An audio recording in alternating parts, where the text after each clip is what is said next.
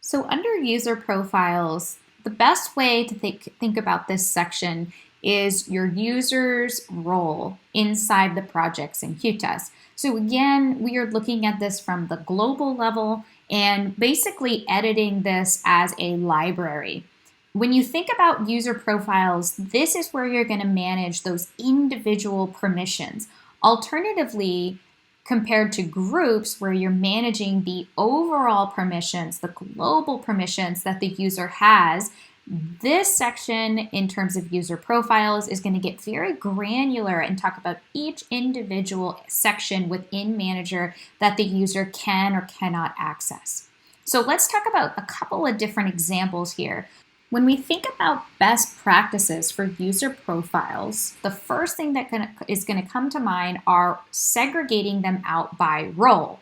So when you think about whether or not the person has access to something in the project, you think about what is their role in the project. So for instance, I might have a developer, I might have an API user, I might have a business analyst, I might have a lot of different roles that individuals have access to within the project.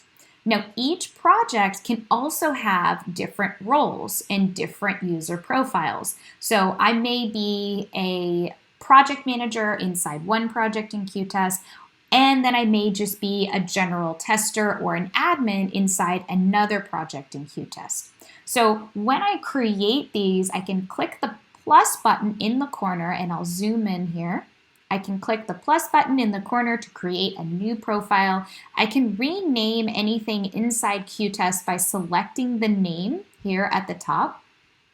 So if I come here, I can edit this name.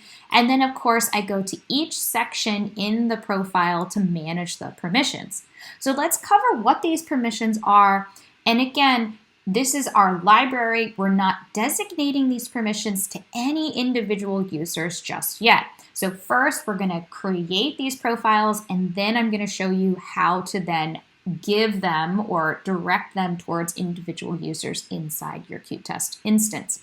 So on our project level settings, the first thing to think about here is this is the gear icon. So in the upper right corner inside your manager section, so inside manager where you're accessing the project, these are the project settings. So that gear icon on the right. And basically if I were to select that icon or even see that icon, what permissions would I see? So inside the project, do I have access to all? So this first button here, if I select that, I can give access to all of the project settings. Or let's say that the individual is a testing lead. So they're a lead inside the project. And what that means is maybe they have access or permission to manage the test case settings or the automation settings or the time tracking and defects. As the lead inside the project, they have some permissions, but they're not an admin. So they don't have access to the field settings, they don't have access to the integration settings, which means the settings for if you are integrated with an ALM system like Jira or version 1 or Rally, right? And so each of these project level settings here, you're going to give access to. If you're unsure of the individual sections in here, I'd like you to go to the project and start exploring what is in that gear section before you start designating out the permissions inside the project. So next, we're going to go to the first section here, which is called project. And this is basically your test plan section. So the releases and the builds, that very first tab inside your qTest project on the left. So the first one, which is called test plan, and test plan basically means the releases and the planning, your timeline in the project. So you're going to designate access there. The next section, very self-explanatory. You've got the tree of the requirements. So these two are the same here. It talks about the folder structure inside the requirements section. Do you want to allow a user to delete or move or create different folder structures? And then here it's going to ask you the visibility of the requirements. Now, as a best practice, pretty much everybody inside the project should have some sort of viewing access. Now, the reason this is here is there are times where some companies may not actually want the releases or the requirements managed inside qTest. Maybe they completely do not want users to be accessing that section. So there is an option for that, but generally speaking, you're going to, at the very least, give your users a viewing access of the artifacts inside the individual objects inside qTest. Next, you're going to talk about test design, which are your test cases.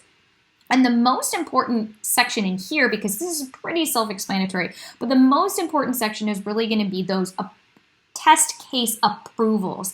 And again, if you're not super familiar, if you're just starting with qTest and you're in a lot of these things, you almost need to know a little bit more about qTest before you designate the permissions, right? Because if you're unsure what the individual permission is, it's better to first have a little bit more understanding. So we do have trainings on all the functionality inside qTest. We have some intro trainings that you can find either on our webinars or inside YouTube. So I do invite you that if you're unsure of a lot of these sections in here as you're designating out permissions, first maybe watch or go through some of those overview videos and then come back in here and start designating permissions. So the approval process in qTest means that each individual test case must be approved, okay? Now, this is not the time to discuss how to execute the process for that. You know, that's sort of a separate topic here. So if we focus on whether or not you want to allow this individual user to have access to approve, okay, so is this a project manager? Is this a lead? Is this somebody who should be reviewing the test case and say, yes, it's approved, or no, it's not approved, okay? Or is this an individual tester that should not have maybe access to that button? So that button inside the test case to approve will either be visible or not visible, depending on your designation here. Next, we talk about test execution. And again, these are the names of the artifacts inside the project. If you're not familiar, you get a little bit more familiar with those things here. And then underneath, you talk about a couple of things that are important here that I want to point out, which is this modify test log. And you may not know what that is. And so I want to be a little bit more clear on this in particular, because the test log is referring to inside the test run at the bottom where you look at the executions or the history inside that test run. It's going to have a little pencil icon on the right-hand side, which allows you to modify the log or the results of a previously executed test run. Okay, so what this means is if you are allowing the user to modify this means that on my own test logs, on the test runs that I've executed myself, on those pass or fails, then I can go back in, and if I make a mistake, I can modify my own test runs, okay?